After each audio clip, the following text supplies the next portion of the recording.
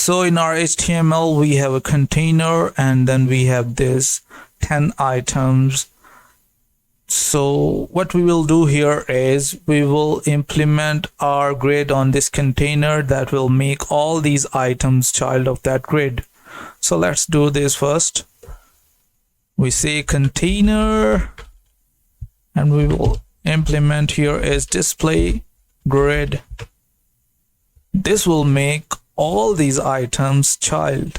Now let's say if we want a grid template columns of 100 pixels, 100 pixels, 100 pixels. What this will do is this will divide our items into 3 columns. So let's see. Oh, it's created. And let's say we want to give it some grid gap, and here is our grid gap. So we have got this grid gap, and the other thing we can do here is we will say that our first 2 columns is of 100 pixels and the remaining space that we have will be covered by our 3rd column. So let's do this. Here we have our 3rd column covering the whole remaining space, and if we resize our page, we can see that our 3rd column is covering the remaining space. So we achieved this. The other thing we can do here is we will say is repeat, and we want here is 4 columns of 100 pixels. So it will give us 4 columns of 100 pixels each. And the other thing we can do here is we want some rows. What this will does, let's see.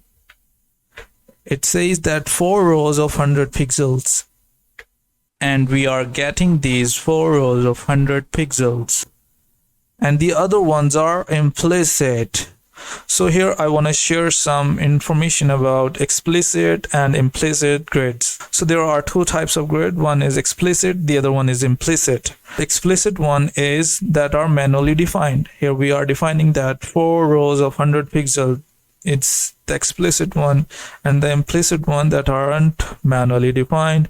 So that's the basic difference between implicit and the explicit ones. Don't worry, we will learn more about it later. So now we will do one thing more, and that is combining our columns and rows. So what we can do here is grid template columns as well, and we will repeat how much times? You can say 2 times, and with 200 pixels and save it. There we have our 200 pixels covering column. We have 4 rows of 100 pixels, and we have 2 columns of 200 pixels with the gap of 10 pixels in between. And last 2 are the implicit ones.